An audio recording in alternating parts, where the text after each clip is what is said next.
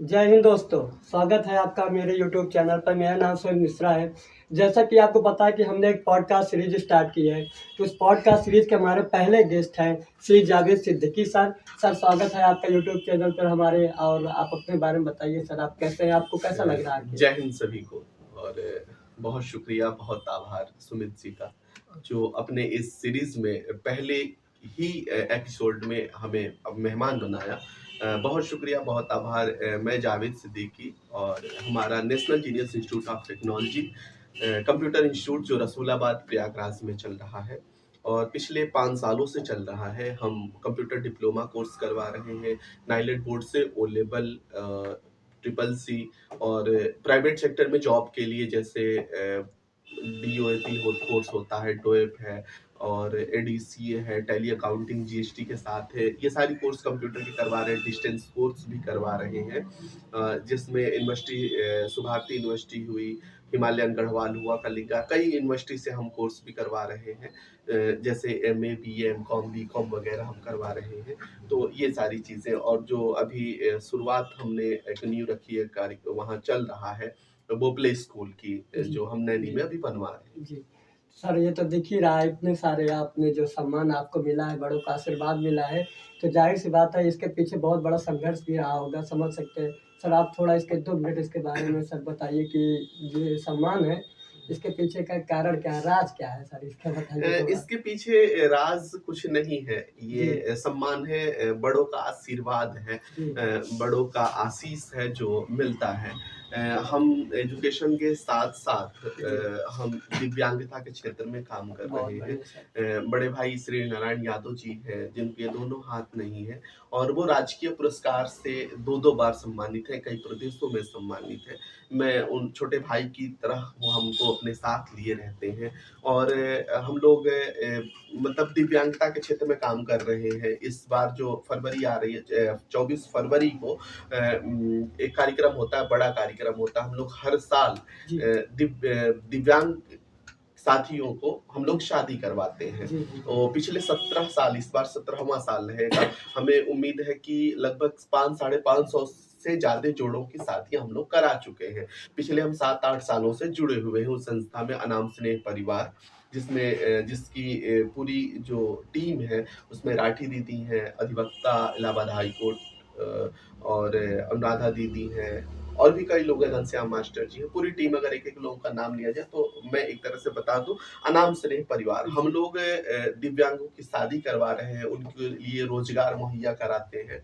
और एक जो चीज़ है कि, और ये एक चीज़ मैं बता दूँ, ये किसी सरकारी जो है खर्च, इससे हम लोग नहीं जी, करते। हम जी, लोग 10-12 लोग हैं जो अपनी खुशी के लिए, अपनी जायज़ कमाई से उसको हम लोग खुशी बाँटते हैं। जी, जी, और जी। एक जो हमको लगता है जो दिल को बहुत अच्छा सुकून देता है, वो काम है कि हम लोग दिव्यांग को टूर करवाते हैं। टूर ऐसा कि धार्मिक टूर, जैसे जी, कि जब हम लोग पहली साल हम लोग लेके 44 दिव्यांग साथियों को लेके हम लोग हरिद्वार, ऋषिकेश गए थे। उसके बाद 77 दिव्यांग साथियों के साथ हम लोग तिरुपति बालाजी गए थे। फिर जी, 150 दिव्यांग साथियों को लेके जगन्नाथपुरी गए थे। जी, उसके बाद इस बार 250 दिव्यांग साथियों को लेके हम लोग जम्मू कश्मीर गए थे। कश्मीर हम लोग वैष्णो देवी दर्शन करने के जी, लिए जी। गए। तो एक अच्छा लगता है, लोग अक्सर पूछते भी हैं कि आखिर क्या हासिल हो जाता है आपको ये सब सारी चीज़ें करने से। किसी शायर की शायरी है कि गमों की आग में आँसू उबाल कर देखो, जी। बनेगा रंग किसी पर भी डाल कर देखो, वाह, वाह और सर! तुम्हारे दिल की चुभन भी ज़रूर कम होगी, किसी के पाँव का काँटा निकाल कर बहुत देखो। बढ़िया सर, बहुत बढ़िया।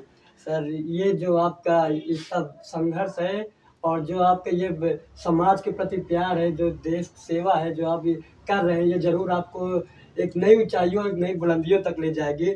जैसा कि आपने बताया कि आप national junior institute of technology के फाउंडर एंड सीईओ हैं, अभी आप चला रहे हैं।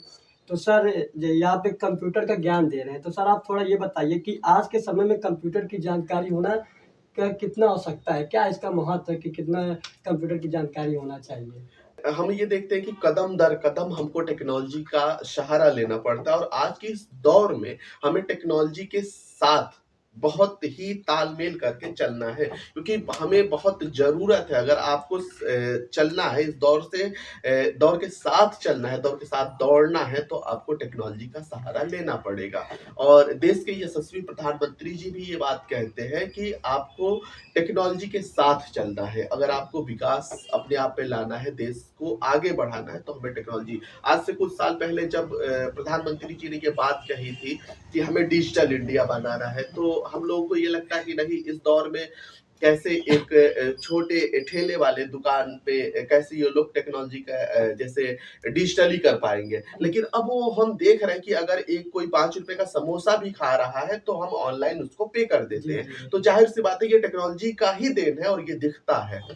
तो सर आप जैसे बताया कि ये डिजिटलीकरण का दौर है, तो हमें भी डिजिटलीकरण के साथ-साथ चलना चाहिए। इससे सर एक और होता है कि क्या टेक्नोलॉजी से ज्ञान के जो टेक्नोलॉजी के ज्ञान से रोज़गार के नए अवसर उत्पन्न होते हैं सर? हाँ, बिल्कुल, टेक्नोलॉजी का देखा जाए तो टेक्नोलॉजी का काफ़ी बड़ा हाथ है और इसका काफ़ी हेल्पफुल, जहाँ पे हम ये देखें कि जहाँ पे 100 लोग मिलके वो काम करते थे, वो 10 लोग मिलके कर रहे जी, हैं जी। और काफ़ी ईज़ी हो गया। जी, काफ़ी जी। ईज़ी वे में वो काम सारी हो रही हैं। जी, जी, जी। तो इसका काफ़ी हेल्पफुल मदद मिलता है। सर एक मतलब जैसे आप इतने बड़ी बुलंदियों पे पहुँच रहे हैं, तो सर आपकी सबसे बड़ी एक ताकत क्या है सर और एक सबसे बड़ी आपकी कमज़ोरी क्या है? जो आपको लगता है कि हाँ, ये चीज़ मेरी सबसे बड़ी ताकत है और ये चीज़ मेरी सबसे बड़ी कमज़ोरी है?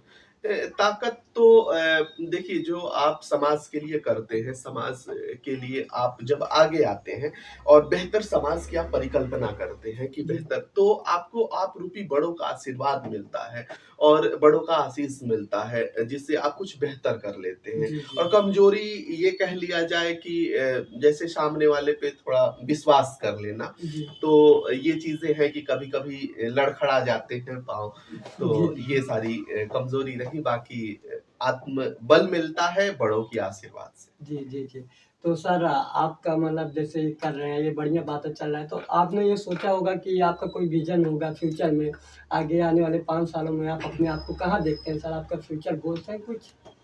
फ्यूचर गोल्स बस यही कह लें कि हम एक बेहतर समाज का परिकल्पना कर रहे हैं और एक जो हमारा भारत है, वो संगठित रहे, एकजुट रहे, अलग-अलग धर्म और अलग-अलग पंथ में ना बँटे, बल्कि एकजुटता हमारी सिर्फ़ और सिर्फ़ एक धर्म रहे, वो हमारी राष्ट्रीय, हमारी भारतीयता रहे। जी, जी। कि किसी शायर की शायरी है कि इसको रोक दो। हेजल बोलिए किसी शायर की शायरी है। हाँ। किसी शायर की शायरी है कि मैं तुम्हें अपने वसूलों की कसम देता हूँ, जी। मुझको मजहब की तराजू में न तौला जाए, और हमने इंसान रहने की कसम खाई है, मुझको हिंदू या मुसलमान न समझा जी, जाए। जी, बहुत हमने बढ़िया। अपने कंधों पे 7-7 बार बैठा के मैंने तिरुपति बालाजी में दर्शन कराया है। जी। एक ट्राईसाइकिल पे मैंने बहन को बैठा के, शालिनी शर्मा नाम है, उनको मैं बैठा के दर्शन करवाया हूँ, जगन्नाथपुरी में मैं दर्शन करवाया हूँ, अपने इन्हीं कंधों पे मैं बैठा के यहाँ पे वैष्णो धाम में मैं दर्शन करवाया हूँ। तो एक जो है वो बेहतर समाज का हम परिकल्पना करते हैं, क्योंकि बेहतर समाज होगा तो हमारा देश आगे बढ़ेगा और हमारे लिए सिर्फ और सिर्फ 2 चीज़ मायने रखती है, एक हमारी माँ और एक हमारी भारत माँ। जी सर। तो सर आप एक परफेक्ट एग्ज़ाम्पल है धर्मनिरपेक्षता, पंथ निरपेक्षता का, जो बिना भी किसी धर्म, जाति, वर्ग, लिंग, समुदाय में भेद किए सर्वधर्म समभाव के उद्देश्य से सबको साथ लेकर चल रहे हैं, सभी को ज्ञान दे रहे हैं। तो ये आपको सबसे कोई अलग बनाती है, आपको उन श्रेणियों में ले आकर खड़ी करती है जो धर्म से ऊपर उठकर देश के लिए सोचते हैं। सर इसके लिए आप मतलब ये हमको भी इंस्पायर करता है, हमारे जैसे कितने बहुत सारे यूथ हैं जो उनको भी इंस्पायर करेगा। आपका ये जो कथन है, आपके जो ये विचार हैं, ज़ाहिर-सी बात है जो हमारे दर्शक देख रहेंगे, उनको भी एक बार ये विचार करना चाहिए कि जाति, धर्म, वर्ग, लिंग, समुदाय से कैसे ऊपर उठकर देश के लिए, समाज के लिए सोचा जा सकता है। सर का एक बार चेहरा उस समय ज़रूर अपने सामने ले आएँ। तो सुमित जी, मैं आपको बताऊँ कि मैं अभी तक 13 बार ब्लड डोनेट किया है जी, और 13 बार ब्लड डोनेट में हमने सिर्फ 1 बार जी, अपने किसी जान-पहचान वाले को मैंने ब्लड डोनेट किया, बाकी 12 बार मैं अभी तक नहीं जान पाया कि मैं किसको ब्लड डोनेट किया। जिसकी ज़रूरत थी, मैंने ब्लड डोनेट किया। एक बार हमारी खबर बड़ा चर्चा में आया था, मैं रोज़े के हालत में था, रमज़ान महीना चल रहा था, मैं रोज़े के हालत में अपने बदन से खून दिया हूँ। तो बदन का हर कतरा हमारा जो है वो समाज के लिए है, देश के लिए है। जी। जी सर, क्या बात है! आपके इन विचारों ने अंदर से मतलब है गूज़बम्प्स ला देते हैं सर। तो ये आपकी इन बातों से हमें भी एक सारी याद आई है सर, अनेकता में एकता हमारी पहचान है, तभी तो हमारी भारत माता महान है सर। वाह! बहुत सर ये मतलब आप ये लाइनें जो है ना ज़रूर समाज को प्रभावित करेंगी। सर आपको सर जीवन में आगे बढ़ने के लिए क्या चीज़ें आपको प्रेरित करती हैं? ऐसी कौन-सी चीज़ें जो आपको जीवन में आगे बढ़ने के लिए प्रेरित करती हैं? आप कभी संघर्ष से हार नहीं मानते हैं, क्या चीज़ें हैं ऐसी? क्या बात है? देखिए आप ना एक बेहतर समाज का जब परिकल्पना करते हैं तो आप वैसे भी हार नहीं मानते जी, हैं। जी, जी। आप एपीजे अब्दुल कलाम को, विवेकानंद जी को आप आइडियल मानते हैं, तो हमें नहीं लगता कि आप कभी रुकेंगे। जी, हमारा एक जो आपने पिछले क्वेश्चन में आपने किया विज़न, जी, तो हमारा एक विज़न जो है वो इकलौता एक ऐसा विज़न है, हमें एजुकेशन पे काम करना है। जी, हम ये मानते हैं कि एजुकेशन पे अगर हम एजुकेट करते हैं किसी को, तो अपने आप हर समस्याओं का जो हल है वो एजुकेशन अगर आप हासिल करते हैं तो वो आप दूर कर लेंगे।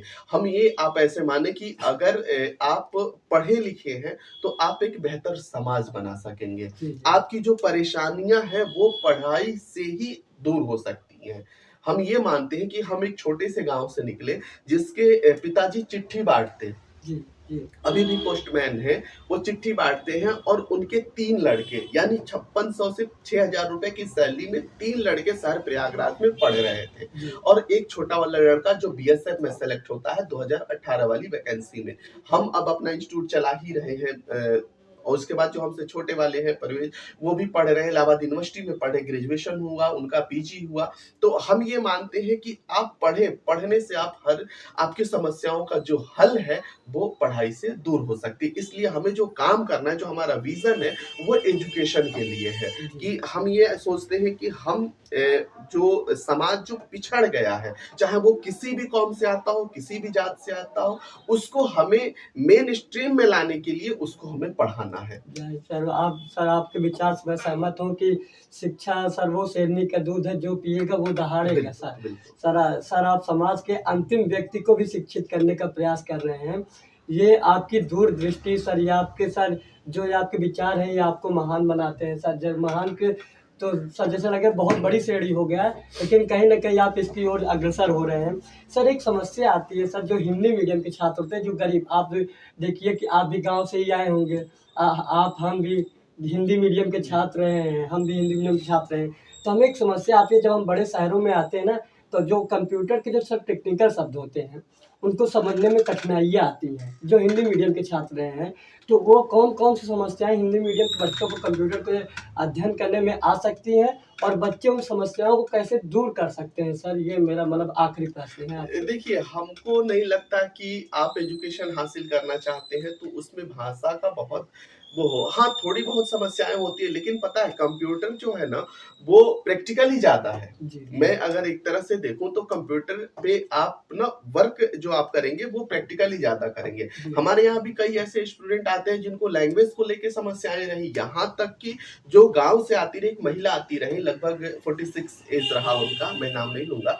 बाकी मैं ये बताऊँ कि वो जब आई थी तो वो देवरिया जिले से आती हैं जी, जी। और वहाँ भोजपुरी लैंग्वेज है, तो वो हिंदी तक नहीं समझ पाती थी, तो उनको तो हम लोग रेड को लाल तक हमने समझाया है, ग्रीन को हरा तक कह के समझाया है और प्रैक्टिकली आज की डेट में अगर उनकी देखी जाए, तो हिंदी की स्पीड लगभग 40 के आसपास है, इंग्लिश की स्पीड उनकी टाइपिंग, कंप्यूटर टाइपिंग का 45 प्लस है और वो ऑफ़िस पे जो एमएस ऑफिस है, माइक्रोसॉफ्ट ऑफिस, उस पे वर्ड पे अच्छा काम कर लेती हैं, शीट अच्छा बना लेती हैं, मेल मर्ज वगैरह अच्छा, रिज्यूम तो उन्होंने 2 मिनट में बना देती हैं।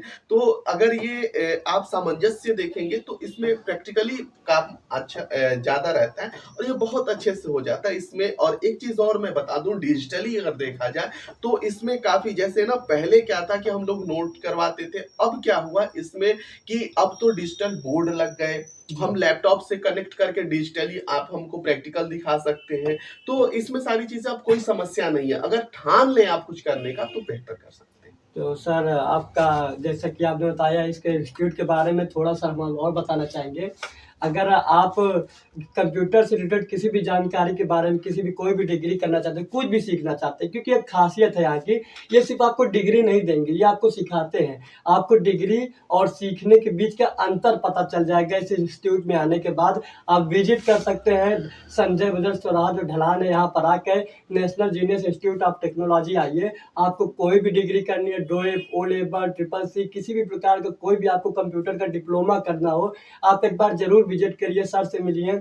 और एक चीज़ की मुझे गारंटी ये दे रहा हूँ कि आप सिर्फ डिग्री लेकर नहीं जाएँगे, आप बहुत कुछ सीख के जाएँगे, जिससे आपको जो जीवन है ना ज़रूर जो आप सुधरेगा और आप एक आगे विकास की ओर अग्रसर हो पाएँगे।